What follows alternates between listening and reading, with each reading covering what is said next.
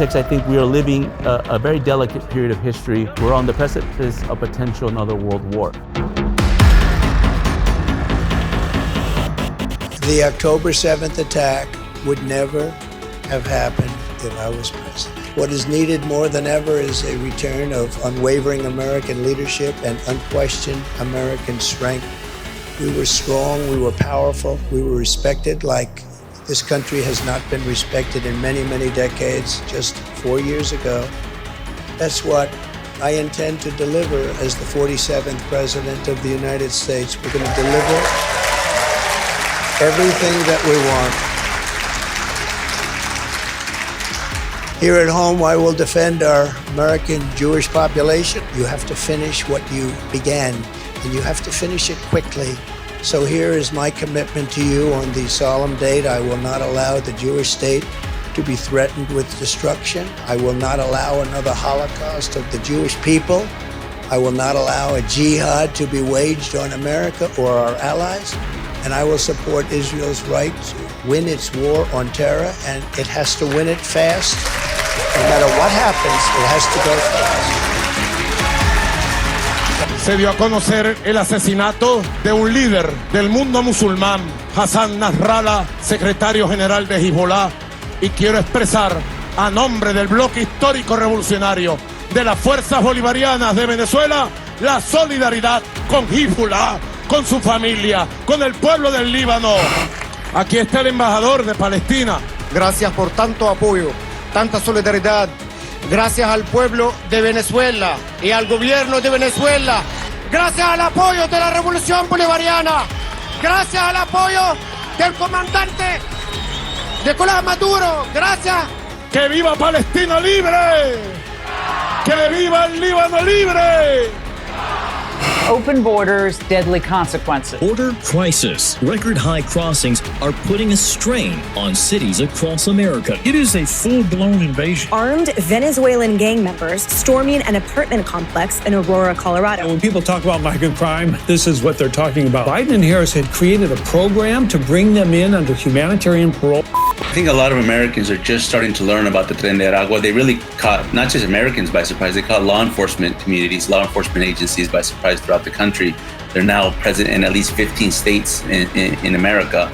It's the same reason why Iran sponsors Hamas or sponsors Hezbollah, because these type of regimes, they look at terrorism and transnational organized crime as weapons of asymmetric warfare. So they're using these as weapons to destabilize first all of South America, but the real intent was to use these as weapons to destabilize the United States. Aurora, Colorado, you saw that, where Venezuelan gangs are taking over real estate. They become real estate developers. How nice? No, they're taking over real estate, and they have weapons that even our military hasn't seen. Who's giving them these weapons? They're going to go through Colorado, take over the whole damn state by the time they finish. Unless I become president, they won't last long. This election is important for our friends in Latin America, El Salvador, Honduras, Argentina. It is so important that we have a strong America. With what we've seen during a Biden administration, there's been an abdication of our role. And in that place, China has come in, Russia has come in, and we really need to turn the tide. And that's why we're hoping and praying and doing all we can to get President Trump back in office. Debe de ganar Trump. Trump. No hay más que decir. No hay más que decir.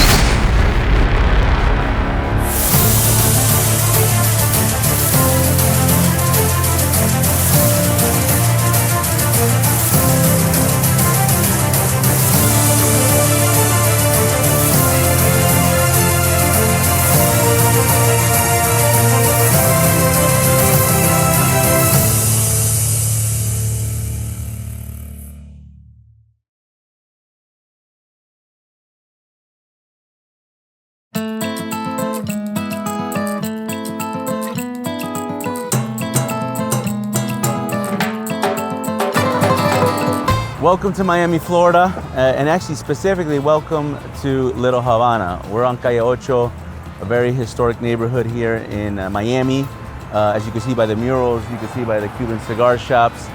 This is a neighborhood that has a lot of historical value, but it's also a neighborhood that has fervent anti-communist sentiment. This is probably the capital of anti-communism and perhaps maybe all of the Western Hemisphere, if not the world.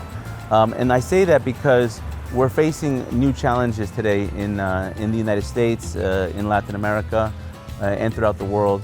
It's allowing us to now kind of reassert a new form of policies, what we know as America First policies in the Western Hemisphere and in Latin America. The reason we're here in Miami is because we're participating in something called the Carvalho Dialogue. Olavo de Carvalho, the Brazilian philosopher, may rest in peace, who passed away a couple years ago.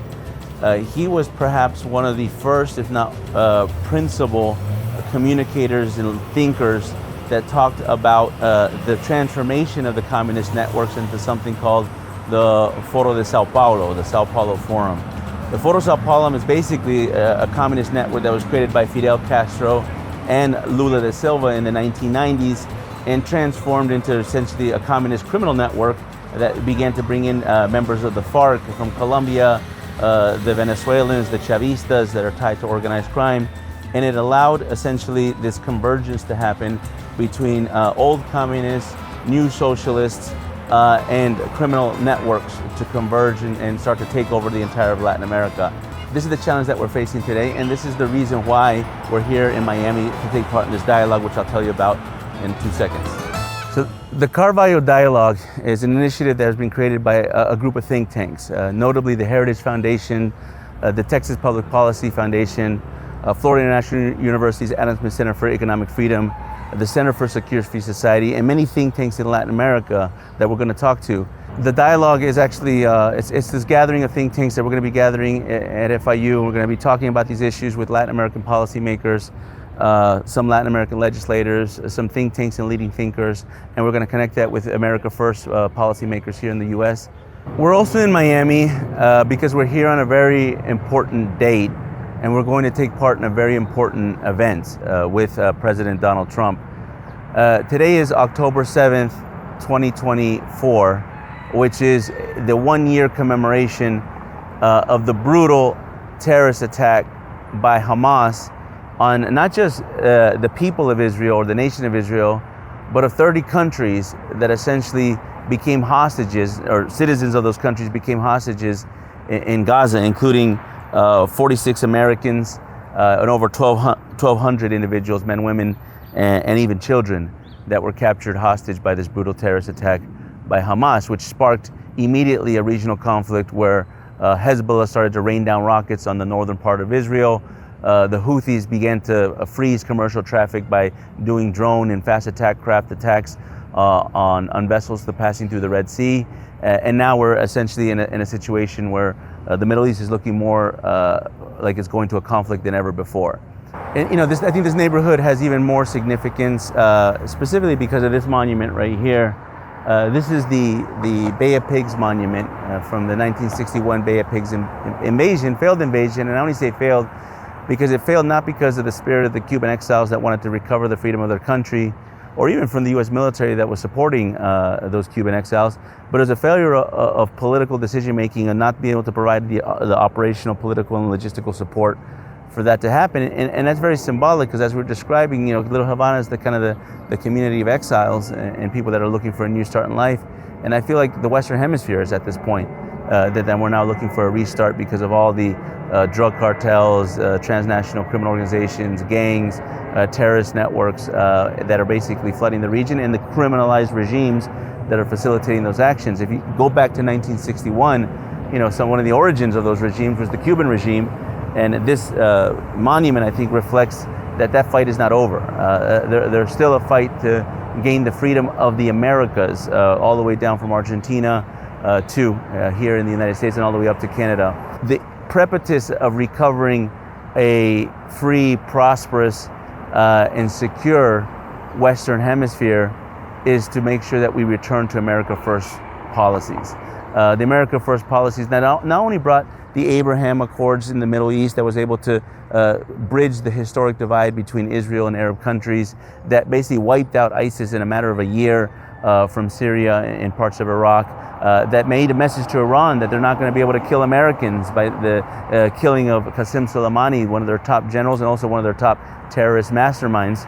but also the policies that brought it over here to the Western Hemisphere, the maximum pressure campaign on the Nicolas Maduro regime in Venezuela, the trade agreements with Mexico, the USMCA that historically redefined a trade relationship with our biggest trade partner in the world, and even policies that are probably less known, like President Trump, America First policies brought to you the first counterterrorism designations in the history of Latin America, the first designations, terrorist designations of Hezbollah and Hamas in the history of Latin America by Argentina. Por eso hemos declarado a Hamas como organización terrorista, algo que ningún gobierno se animó a hacer por especulación diplomática, a pesar de que siempre fue una obviedad para todos aquellos.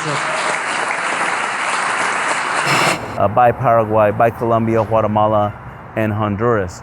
So these are the America First policies, is what we're going to be discussing here in Miami at Florida International University, as Adam Smith Center of Economic Freedom, with the Heritage Foundation, with others. The bridge between the Middle East and Latin America is what we're going to be discussing at the commemoration of the October 7th terrorist attack with President Donald Trump. And I think that it's a good time to be here and for President Trump to know that there are many Latin Americans that support his policies. Policymakers in Latin America, they're going to be here in Miami, that support America First policies, because they know America First doesn't mean America alone, and they know America First does not mean isolationism. It means making policies that serve in the national interest and national sovereignty of your country, so that they can be projected in a neighborhood that allows nation states to get along in a peaceful and prosperous way. So that's why we're here in Miami. The October 7th attack would never have happened if I was president. What is needed more than ever is a return of unwavering American leadership and unquestioned American strength.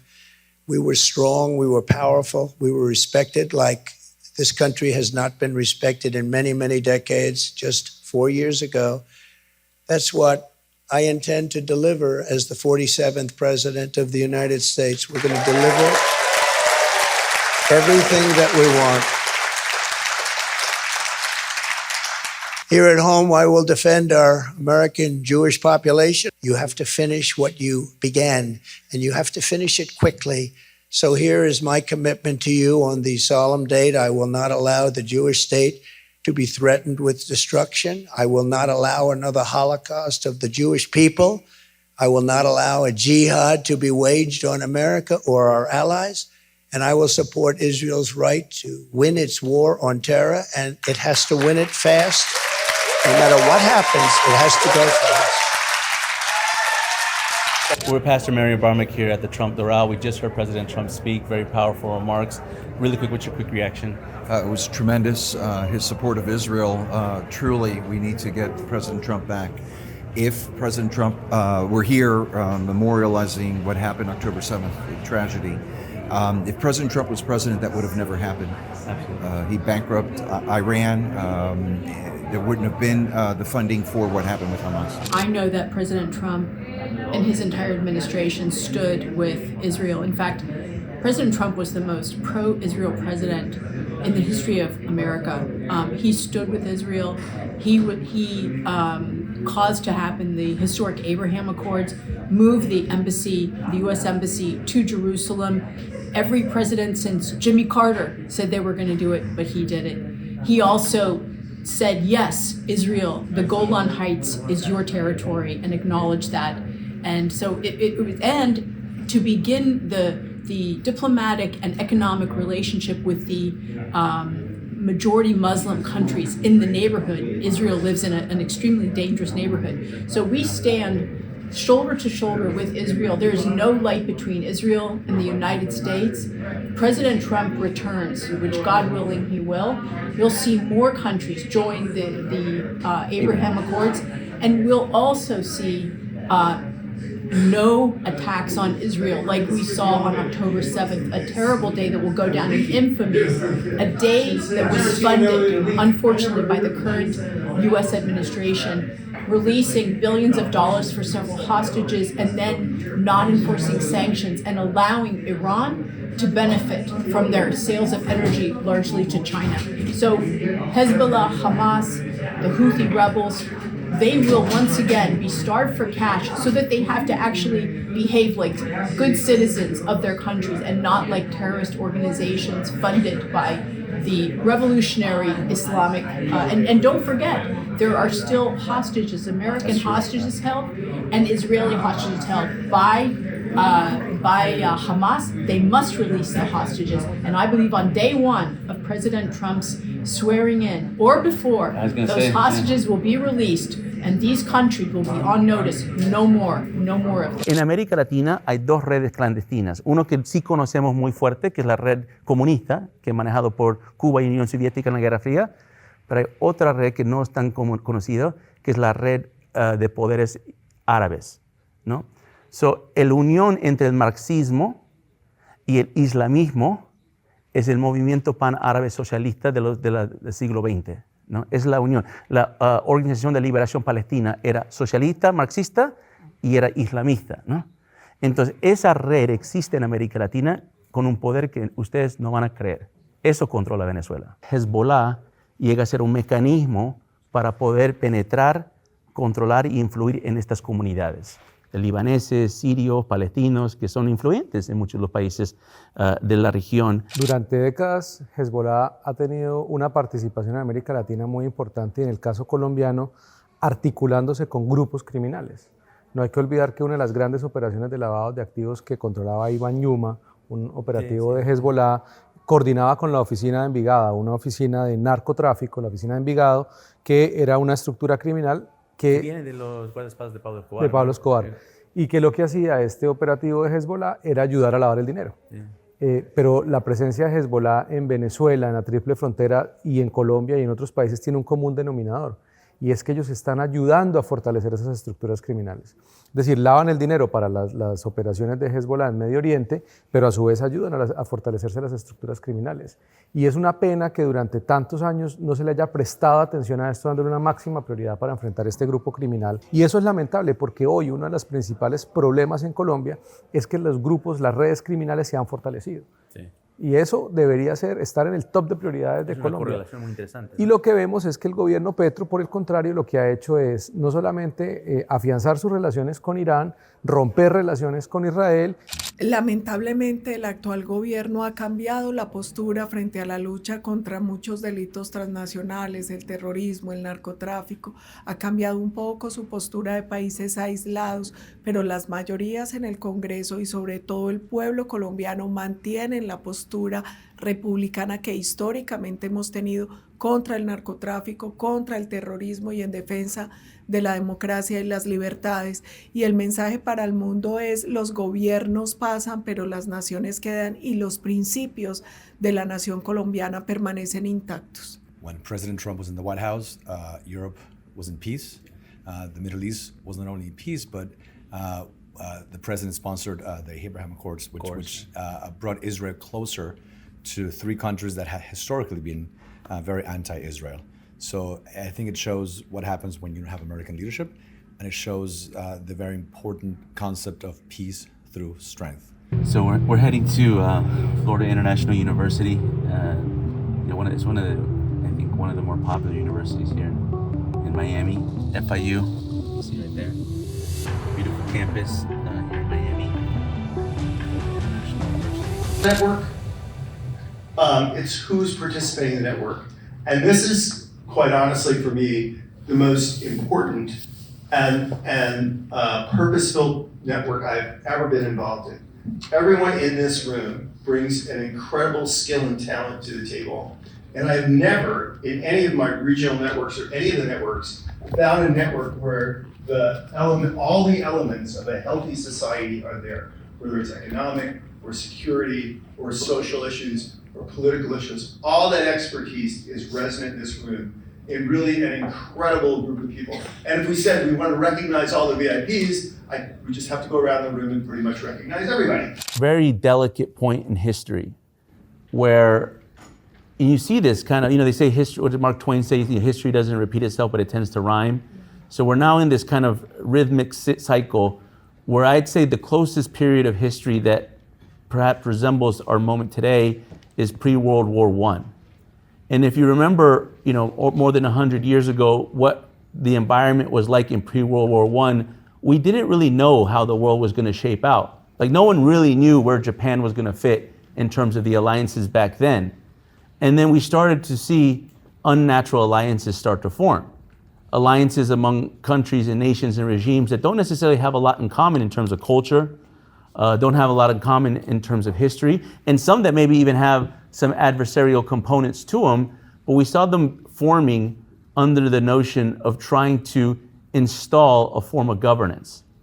In that period of time, it was the Ottomans, right? It was the Germans, and then eventually the Japanese, and they formed alliances to essentially kind of preserve a monarchy form of governance. And had World War I and World War II not worked out the way we know history worked out, we would have been living in a very, very different period of history today.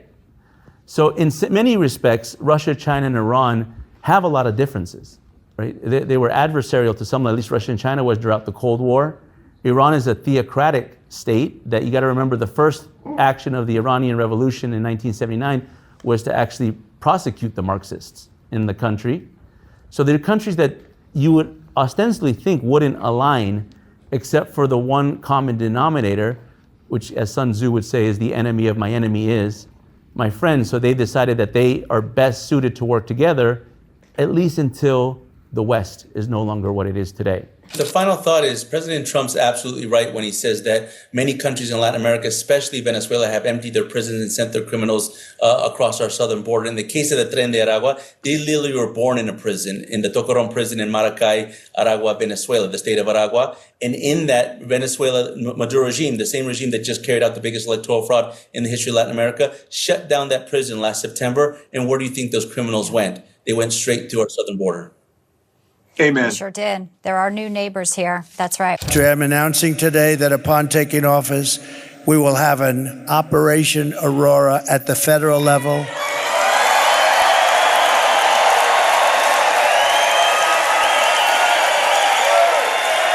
To expedite the removals of these savage gangs, and I will invoke the Alien Enemies Act of 1798. Think of that. 1798, this was put there, 1798, that's a long time ago, right? To target and dismantle every migrant criminal network operating on American soil. Donald Trump está claro en sus políticas, fue presidente 4 años y demostró lo que puede hacer y lo que sabe hacer. Y ahora estos esfuerzos multiplicados por más y por una situación difícil que enfrenta el mundo, yo creo que a toda Latinoamérica le conviene este triunfo de Donald Trump. Los peruanos estamos esperando que ya gane el presidente Trump. Estamos esperándolo. Hay muchos peruanos que somos fanáticos de él, que creemos en verdad que sus valores democráticos son los que necesitan y que además darían el respaldo a toda Latinoamérica y un gran impulso para que en las próximas elecciones la derecha o la centro-derecha podamos estar más unidas y con mayor impulso y poder ganar. This election is important for our friends in Latin America, in El Salvador, Honduras, Argentina. It is so important that we have a strong America. With what we've seen during a Biden administration, there's been an abdication of our role. And in that place, China has come in, Russia has come in, and we really need to turn the tide. And that's why we're hoping and praying and doing all we can to get President Trump back in office. Debe de ganar Trump. Trump. No hay más que decir. No hay más que decir. Well, thank you very much, everybody. Great honor.